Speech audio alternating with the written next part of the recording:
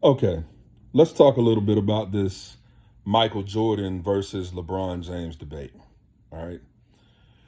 Everybody knows that it's a really difficult argument to have, it's a difficult discussion.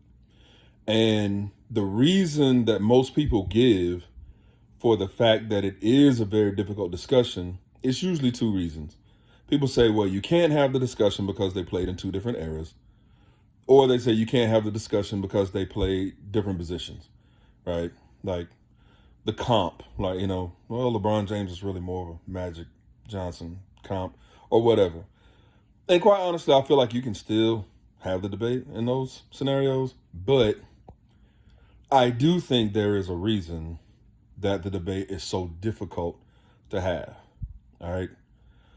And I think it really comes down to this.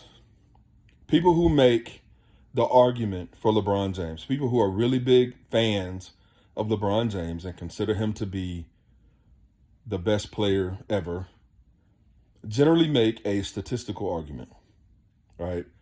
They say, well, he's the NBA's all-time leading scorer. He's top five in assists, top five in rebounds. He's impactful everywhere in the stats. He'll fill up your stat line, right? Triple doubles. You know, he's got this. He's scored this. He's done this. They make a statistical argument. They use the data, and quite honestly, if you go by the data, it's very, very, very difficult to argue against that, right? The data generally will support that. But the problem is, people who make the case for Michael Jordan don't use statistical arguments. The only stat Jordan people bring up is 6 rings, right? Because the Jordan argument comes from a place of passion. People who argue for Michael Jordan say, you know what? Jordan's a killer, right? Jordan, he's an assassin. He's got dog. You don't want that Jordan smoke. People can't trash talk Jordan. If you trash talk him on Thursday, he'll drop 50 on Friday.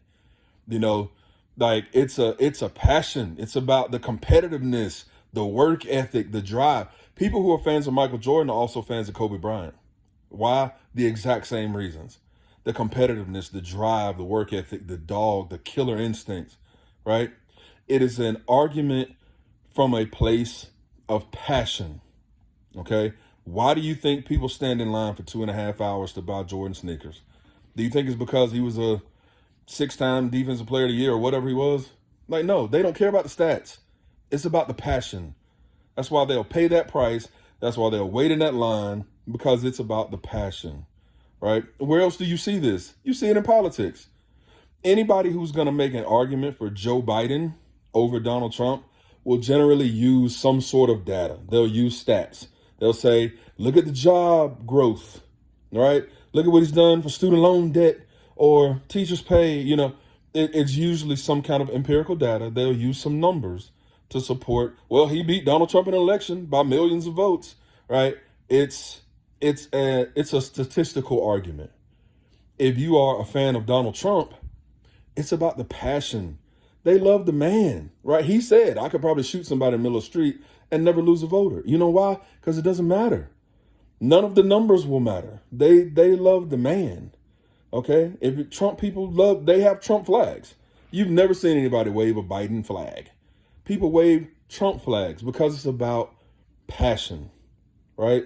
And so when you're having this LeBron versus Jordan debate, or if you're having the Trump versus Biden debate, understand, you can make your case, all right?